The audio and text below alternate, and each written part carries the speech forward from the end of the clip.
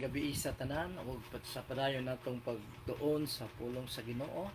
Last night ay ang atong gitunan ay mahitungod sa pagbuhat kanato sa atong Ginoong Dios. Og dinhi kita nahunong sa kitang mga Kristohanon, we are priceless in the sight of our Creator. Matod pa sa 1 Corinthians 6:19 to 20, dili ba ang Espiritu Santo ang naghatag sa Dios, nga gihatag sa Dios nagapuyo sa atong lawas isip iyang templo? Busa kining atong lawas dili ato kung dili iya sa Dios, kay mahal ang iyang pagpalit kanato. Busa gamitan ninyo ang inyong lawas sa maagi nga madaig ang Dios. So dinhi kita nagtapos kagabi nga bisag ang tibuok nga treasure sa kalibutan, tibuok nga gold sa kalibutan, dili pwedeng mopalit sa atong kinabuhi nga gihatag sa atong Ginoong Dios. Dahil matud ko pa last night ay kita ay gipakamatyan sa atong Ginoong Dios. May pagpanan-aw ni Sister May nga siguro andito na sa Cagayan de Oro dahil last New Year dito sila sa Hingo nag-celebrate.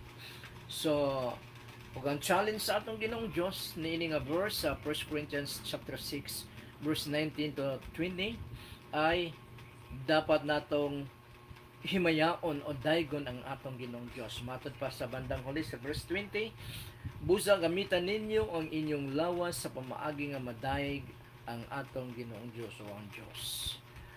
Og sa padayon nga pagtuon nato ang ikatulong pangutana, giunsa ba pagbuhat sa Ginoong Dios kanato through Adam and Eve? Ang ikatulong na tubag ay God created us according to His image. Muling gisisgutan ko gabi na dalikyatan ni sa paghisgot gabi. We are made in the image and likeness of our Creator, God the Creator. Matod pa sa Genesis chapter 1 verse 6, then God said, let us make man in our image, in our likeness. So mao ning giingon nako kagabi nga kini nga pagdeklara sa Ginoo nga ang tao iyang gibuhat according to His image and likeness ay ang tao dinhi wala pa magkasala, si Adam and Eve. So ang pagbuhat sa Ginoo sa tao originally ay parehas gid sa kaniya iyang image o likeness niya. Ngunit pag-abot sa chapter 3 ng Genesis ay dito ay mitungan na usab ang yawa o gi-tame o gi-tukso basta gitukso sa Tagalog, gitukso, gitintal si Adam and Eve, o si Eve mismo ang gitintal. O si Eve ay nagkasala, gidamay niya si Adam. Mao nang akong giingon last night nga ang image sa atong Ginoong Dios, ang image of likeness sa atong Ginoong Dios sa pagbuhat niya sa tao ay napahira ng image sa yawa. Munang sa atong kapanahunan karon, impluensyado ang yawa nining kalibutan dahil siya ang gamay nga Dios nga nag-impluensya sa tanang tao, Kristohanon man o dili Kristohanon. Siya ang nag-impluensya para o nagtintal para ang tao ay makasala batok sa iyang Creator.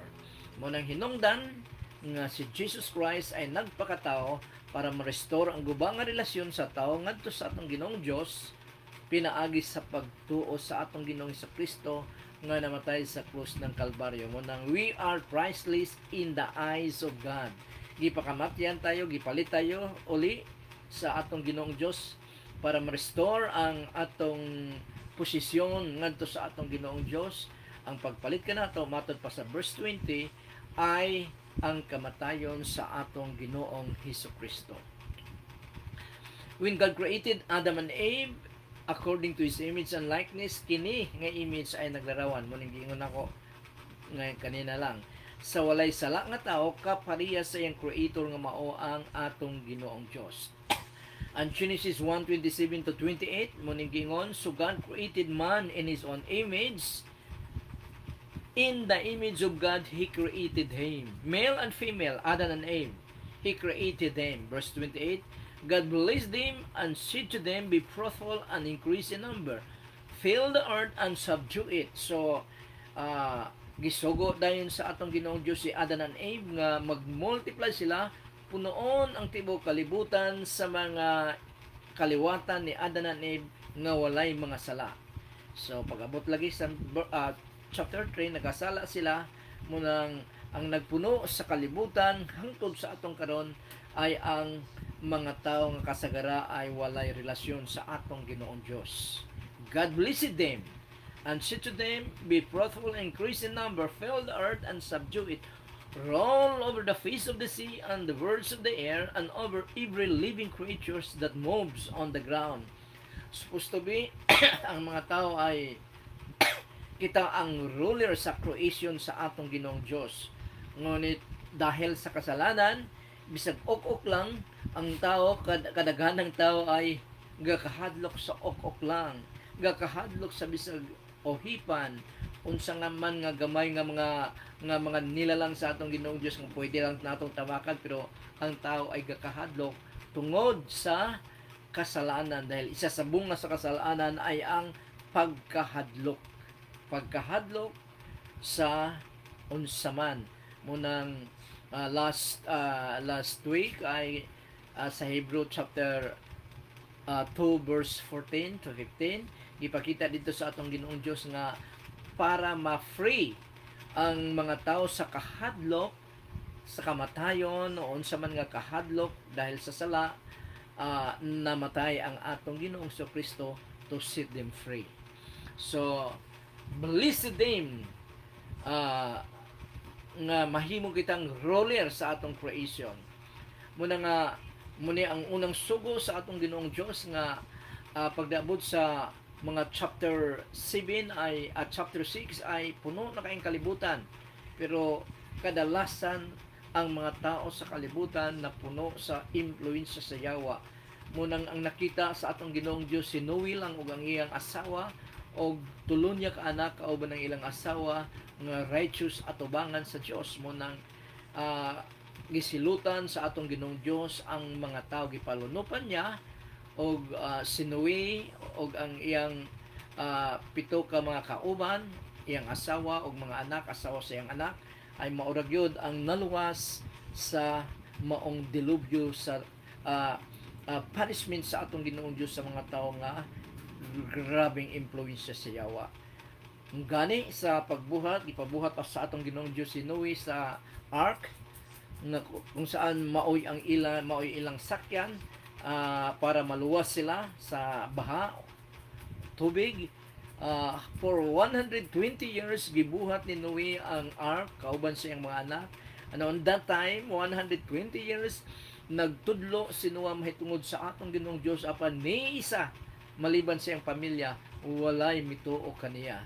Maunang sila lang gid ang naluwas, wawalo lang daw ang naluwas matud pa sa written word of God.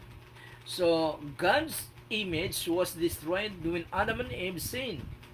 Og ma-restore lamang kini kung ang usa ka tawo motuo sa Ginoong Hesus nga mao ang image sa atong Ginoong Dios.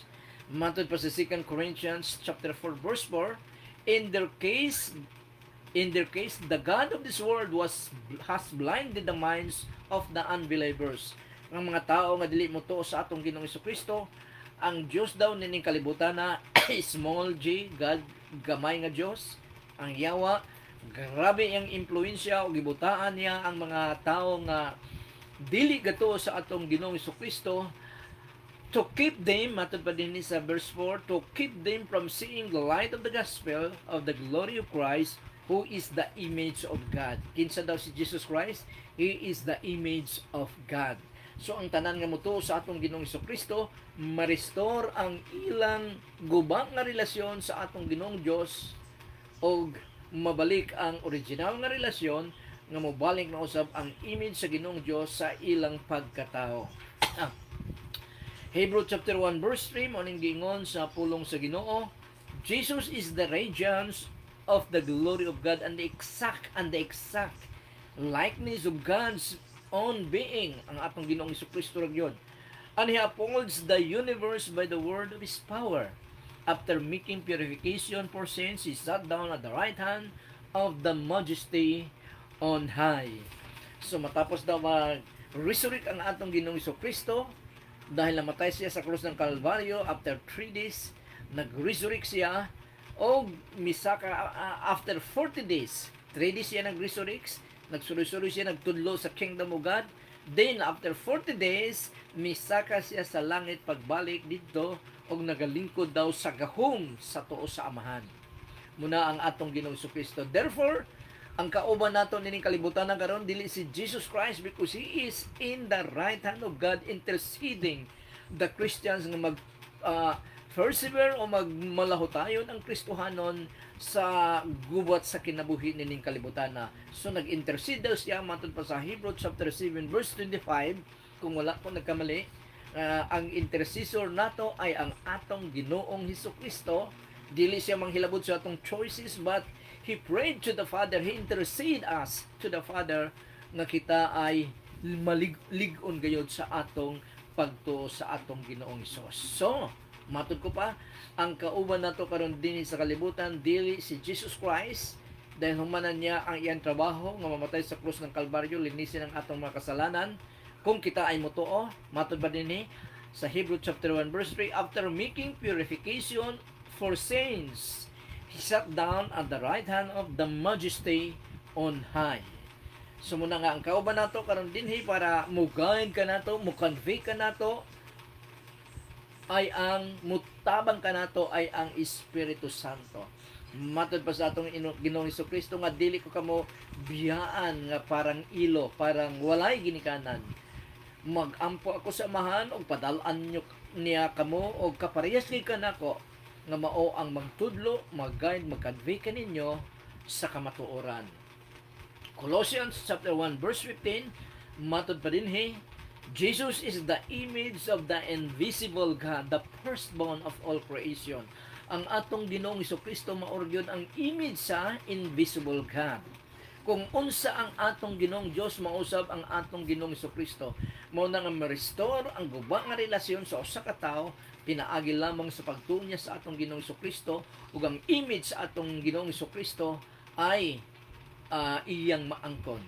O mao na nga maayos na usab ang iyang relasyon, dahil nagtuo man siya sa atong Ginoong Kristo. Ibig sabihin sa nagtuo, siya ay nagasunod, submissive sa kagustuhan sa atong Ginoong Kristo, sa atong Ginoong Dios. Unsa nang submissive sa kagustuhan, pinaagi siyang pulong ang iyang pulong pagatun-an, pag-i-apply siyang kaugalingon para ang likeness, ang image sa atong Ginoong Dios mubalik kaniya. Jesus is the image of the invisible God, the firstborn of all creation. Siya ang unang namatay nga nabanhaw nga nagkaroon ng glorified body. Unsa ning glorified body? Mao ni ang lawas sa atong Ginoong Kristo after His resurrection. Nung siya ay mag-resurrect, nagkaroon siya ng glorified body. Munang giingon din nga, He is the firstborn of all creation. Sa tanang mga binuhat sa Dios, siya ang prime. Siya ang prime. Dili siya created, kundi siya ang una nga nabanhaw nga may glorified body. O ang tanang mga Kristohanon musunod during the rapture, during the resurrection day nga ihatag sa pagbalik sa atong Ginoong Kristo. Ang gitawag nila niyan ay rapture. Rapture o second coming, dahil sa Bible, sa New Testament, wala kita makita nga duha ka bisis nga nag-resurrect. Wala kita mabasa diha. Ang atong mabasa nga dunay resurrection dito sa Revelation chapter 20 verse 4 to 5 or 5 to 6. 4 to 5, 6 mo nang makita diha nato ang resurrection. Walay giingon nga there is secret resurrection. There is only one resurrection prophesied sa Old Testament sa Daniel. Matod pa sa Daniel chapter 12 nga ang mga patay daw in the last days, ang mga patay ay mabanhaw. Ang uban ay moadto sa eternal life, ug ang uban at moadto sa eternal destruction. So there is a resurrection in Revelation chapter 20 verse 4 to 6, and there is a general resurrection. Unsa ning general resurrection? Mao ni ang pagbanhaw sa mga tao nga nangamatay nga wala mo ila sa atong Ginoong Dios. Nga gi-reject nila ang atong Ginoong Dios, they live according to their own feelings, according to their own choices, without joining the choices of our Lord Jesus Christ. So sa Revelation chapter 20 verses 11 to 15, diha gihulagway ang ikaduhang resurrection, the general resurrection, nga ang title sa Bible ay the right throne judgment, kung saan ang mga patay ay gijudge sa atong Ginoong Dios, ug pagkahuman ini sila ay gilamay sa lake of fire. So, balikon ko, ang hulagway sa atong Ginoong Dios mo balik lamang kanato sa usa ka tawo nga makasalanan. Kung siya motuo sa atong Ginoong Kristo, makita niya iyang kaugalingon nagkinahanglan sa mangluluwas, dili siya mismo ang muluwas dahil wala siyang kakayahan, ang atong Ginoong Kristo lamang. Matod pa sa atong Ginoong Kristo, isa sa mga well-known texts nga gibanggit sa atong Ginoong Kristo, I am the way, the truth, and the life. No one can go to the Father nga ato sa langit but through me. Pinaagi lamang kaniya. So sa tanang born again Christians, na-restore na ang guba nato nga image pabalik sa image sa atong Ginoong Dios. Kay mituo naman kita sa atong Ginoong Hesus. Matod pa sa Colossians chapter 3 verses 9 to 10, matod pa sa atong Ginoong Dios through Apostle Paul ngadto sa mga Kristohanon sa Colosas, do not lie to one another. So ang usa ka tao nga nahibalik na ang image niya sa atong Ginoong Dios, na born again na siya, dili sigig pamamakaka, dili sigig bulala, dili sigig kinapayas, hambog ba, dili hambog nga tao. Pag ang usa ka tao ay hambog, giilugan niya ang trono sa atong Ginoong Dios. Ang atong Ginoong Dios lamang, ang atong Ginoong Kristo lamang ang itaas natin, dili ang atong kaugalingon. Mo nang giingon din Colossians chapter 3 verse 9, do not lie to one another, seeing that you have put off the old self with its practices. Unsa ning old self? Ang mga practice nini, ang atong old self, katong daan nato nga pagkatao nga wala pa kita makaila sa atong Ginoong Dios through His written word. Nga normal kayo ang manglimbong, mangdaya, normal kayo ang pamakaka, kapayason kaayo, muna ang old self nature, pero sa ubang translation ay gipatay na daw kini nato through the help of the Holy Spirit.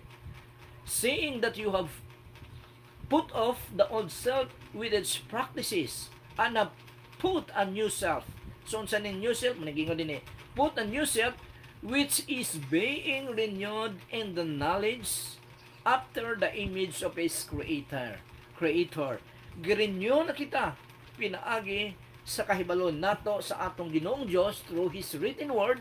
Unsay bawal, unsay dili bawal, ang bawal dili kaya nato pinaagi sa conviction sa Banal na Espiritu Santo, sa tabang sa Banal na Espiritu Santo, o after the image ma-transform kita pagbalik sa image sa atong Creator. Balikon ko ang verse 10 ng chapter 3 ng Colossus, and put off the new self, which is being renewed in knowledge after the image of its Creator.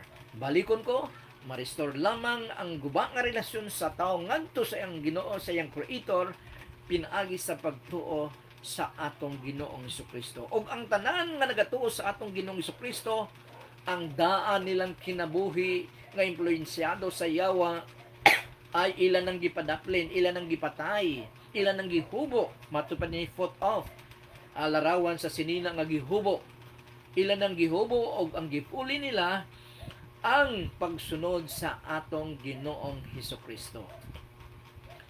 Lisod buhaton dahil sikandi na karon sa 2025, dagan nag-promise nga kuan kanang mabag-o sila, pero without the help of the Holy Spirit, imposible nga mabag-o sila.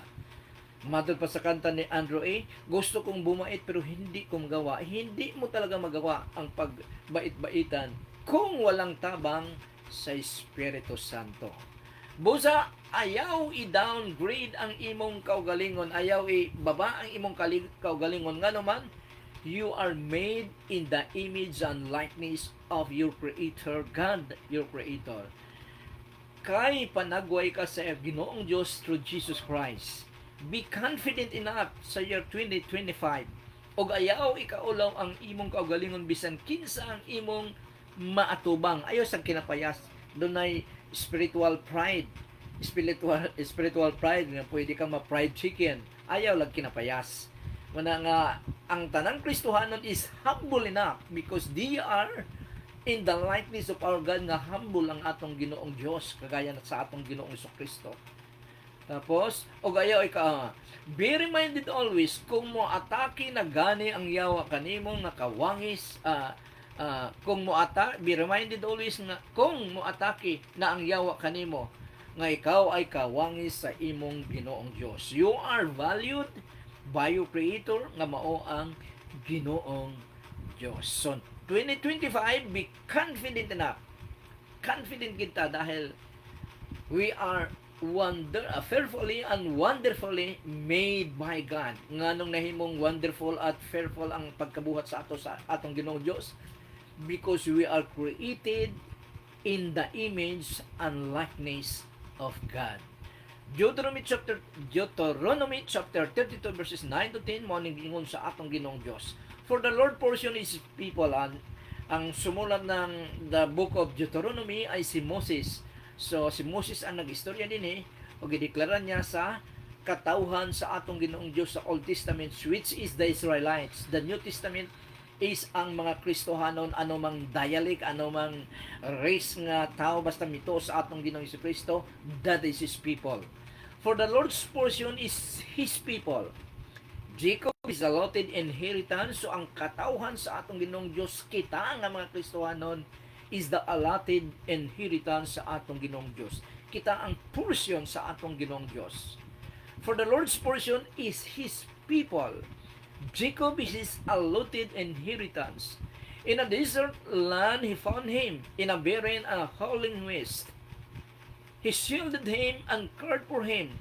He guarded him as the apple of His eyes. Kalimutaw sa mata.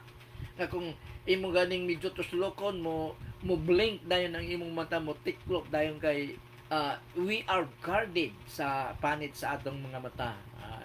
Science na kita daw nga mga Kristohanon sa New Testament, sa Old Testament, they are the apple in His eyes. Sa New Testament, tanang mga Kristohanon ay parang kalimutaw sa atong Ginoong Dios sa iyang mata nga dili pwedeng pakialaman sino man. He guarded us as the apple of His eyes. Nganong ingon man ini?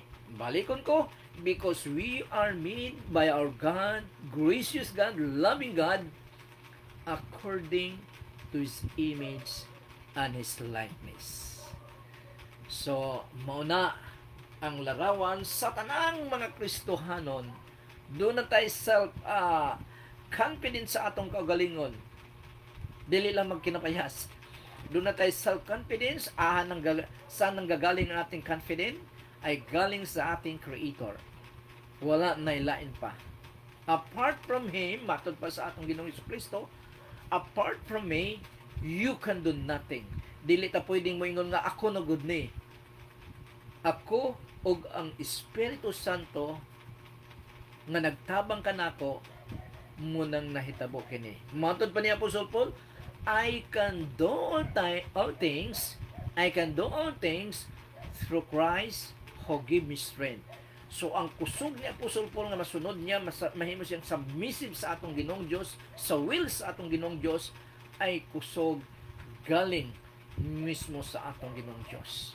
We can claim that passage sa atong kaugalingon. We can say that I can do all things through Christ who give me strength. Nga naman, dahil ang Espiritu Santo in the person Jesus Christ in the presence of the Holy Spirit, mao ang kauban nato, mao ang nagtabang kanato, dahil ang atong Ginoong Kristo ando na sa langit nagalingkod sa to sa Amahan og nag-intercede sa tanang mga Kristohanon nga mulahutay kita sa gubat nining kinabuhia bilang mga Kristohanon dahil dako kaayo ang impluwensya sa yawa sa atong kapanahunan karon. Pero kung imong i-remind ang imong kaugalingon nga ikaw ay creation sa atong Ginoong Dios, 2025 is a victorious one. Makita mo ang victory sa imong kaugalingon sa tanang mga Kristohanon sa Book of Revelation. Gireplay na lang na. So ang giingon dito sa Book of Revelation nga magmalahotayon ka hanggang katapusan para maangkon mo ang reward nga gitagana sa imo sa atong Ginoong Dios. Daghang kayong salamat og dinhi na sa kita nagtapos sa atong padayon nga pagtuon sa pulong sa Ginoo sa Psalms 139 verse 14. I am fearfully and wonderfully made by my Creator, the living God, or the Son of the living God, who is Jesus Christ Himself. According to John chapter 1 verse 3, walang butang nga nahimo, walang butang nga na-create ang Ginoong Diyos kung hindi pinaagi kay Jesus Christ. Who is Jesus Christ? The Son of the living God, nga mao ang walay pagkabago. He is the same yesterday, today, and forever. If you believe in Him, sa atong Ginoong Kristo, you can face 2025 with confidence. With confidence. Because He cares for you. And ang fruit niya na Jesus Christ is interceding you now on this moment. Maayong gabi sa tanan. O ako magaampo sa mata ko sa nga padayon ang atong kalig-on sa atong pagtuo. Naway ang pulong sa Ginoo padayon nga maglig-on sa inyong pagtuo og ma-share mo usab ngadto sa uban. Lord God, salamat kay Ginoo nining gabi-ona sa katatapos namong pagtuon sa imong pulong, O Lord God. I pray, Father God, sa tanan nga nananaw nining pagtulon-an, Panginoon, sa Facebook, O Lord God. I pray, Father God, sa tanan nga may mga sakit, Ginoo. Lord God, yamang ikaw, Ginoo, ang among Creator. Gitagni-tagni mo ang part sa among lawas, O Lord God. So anumang part sa lawas sa mga may sakit, even I, O Lord God, I pray, Father God, restore, Ginoo, ang nagmalfunction nga mag-function kini, Ginoo, sa maayos according sa imong plano sa among mga lawas, O Lord God. Mag-function kini sa maayos, Amahan, sa pangalan ni Jesus, in Jesus' mighty name. Mga high blood, sakit sa kasing-kasing o sa puso, even cancer, walay imposible sa iyo, Ginoo. Sa tanan nga may sakit, Ginoo, nga nagatan-aw niini, open the windows of your heavens, O Lord God, according to your promise, O Lord God, and pour out so much blessing that will restore their physical bodies, O Lord God, in Jesus' mighty name. In Jesus' mighty name. Even in all aspect of their lives, O Lord God, restore them, Panginoon, sa original nga pagbuhat mo kanamo. In Jesus' mighty name. And the Lord will bless you and keep you. The Lord make His peace shine upon you and be gracious to you. The Lord lift up His countenance upon you and give you peace. O ang tanang mga anak sa Diyos, mga ingong. Amen. Amen and amen. Maayong gabi sa tanan. Ako nangamusta sa akong mga kauban nga mga pastor, Pastor Tony Bubrol, among silingan din sa Baminta, o Paul, si Pastor Rode Diguia sa Gusa, Pastor Ferns Relatado din higapon sa Baminta sa Bara, Lilok, Pastor Lilok Edward na doon sa Carmen, kinsa pa ba? Cesar Igano sa Kauswagan, Cagayan de Oro City, David Wee, Kauswagan, Cagayan de Oro City, Pastor David Wee, Pastor Cesar Igano, Pastor Toto Sacario, Kauswagan, Cagayan de Oro City, og si Pastor Raul Ternida sa Balulang, Cagayan de Oro City, og sa tanan nga mga kauban ko sa Burning Bush Christian Fellowship dinhi sa Cagayan de Oro, Misamis Oriental, og sa tanang sulok sa mundo. In California, Cheryl Paoron, Cheryl Mateo. In Brunei, Rachel Nyeri. In Australia, Michelle Moisey and Joy Abalona.